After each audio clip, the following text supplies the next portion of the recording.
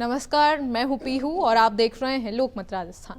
क्या वर्तमान में हसीना पर आया ढाका का ये फैसला इतिहास को पलटने जैसा है या लंबे समय से टलती न्यायिक जवाबदेही का आरंभ है?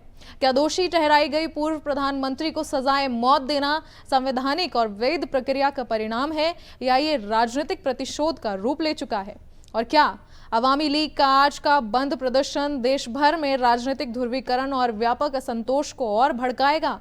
या भारत को मोहम्मद यूनुस की मांग पर हसीना सौंपनी चाहिए या फिर क्या द्विपक्षीय संधियां और राजनयिक हित इसके लिए बाध्य करना चाहिए?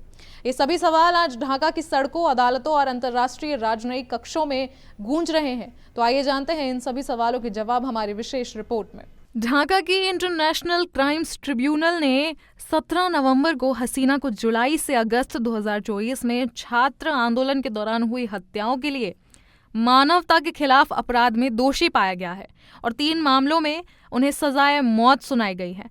कोर्ट का ये फैसला हसीना की शादी की सालगिरह पर आया है और अदालत ने कुछ 5 मामलों में चार्जशीट के आधार पर हसीना के खिलाफ निर्णय दिए हैं, जिसमें से कुछ मामलों में उम्र कैद भी दी गई है। और अब इस निर्णय का न्यायिक दस्तावेज बेहद लंबा या कहें कि कथित तौर पर 453 पृष्ठों का बताया जा रहा है। इसको लेकर अवामी लीग के नेताओं ने सुनवाई की तीव्रता और चरणों पर कई सवाल उठाए हैं। उन्होंने बताया है कि 84 गवाहों में से केवल 54 गवाहों की गवाही ही ली गई है और मुख्य जज के कुछ समय के लिए गैर हाजिर रहने के आरोप भी लगाए गए हैं।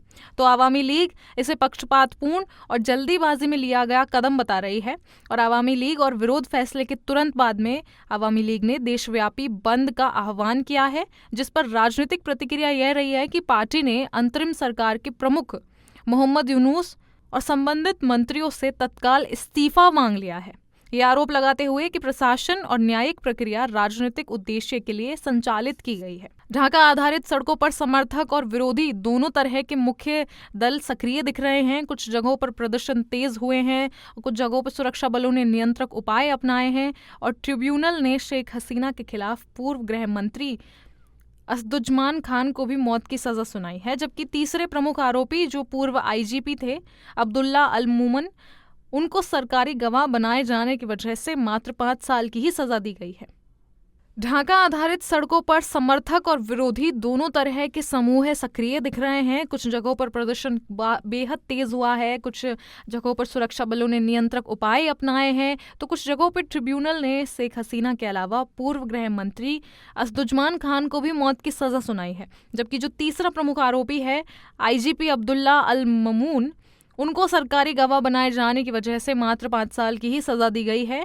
और इसी फैसले के कुछ घंटों के भीतर ढाका की अंतरिम सरकार ने भारत से हसीना को प्रत्यर्पित करने की मांग की है। भारत ने इसको लेकर आधिकारिक तौर पर बयान दिया है कि वह बांग्लादेश के मामलों को गंभीरता से लेता है और बांग्लादेश की शांति, लोकतंत्र और स्थिरता को ध्यान में रखते हुए रचनात्मक बातचीत जारी रखेगा, पर स्पष्ट समर्थन या प्रत्यर्पण के वादे से इनकार करता है। इस तरह के द्विपक्षीय संवेदनशील मुद्दों पर अब दोनों देशों के बीच कूटनीतिक बातचीत तेज होने की संभावना जताई जा रही है, लेकिन इसको लेकर ट्रिब्यूनल का फैसला फिलहाल तत्कालीन प्रभाव में माना जा रहा है।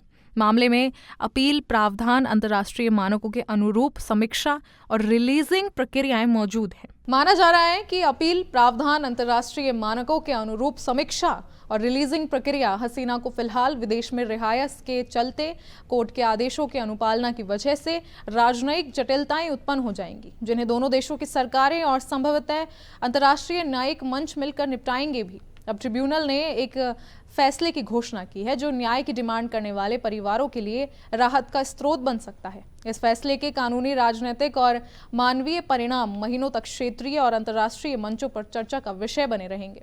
फिलहाल इसको लेकर आप सभी का क्या मत है, हमें कमेंट्स में जरूर बताएं और ऐसी और राजनीतिक खबरों और अपडेट्स के लिए बने रहें लोकमत राजस्थान के साथ।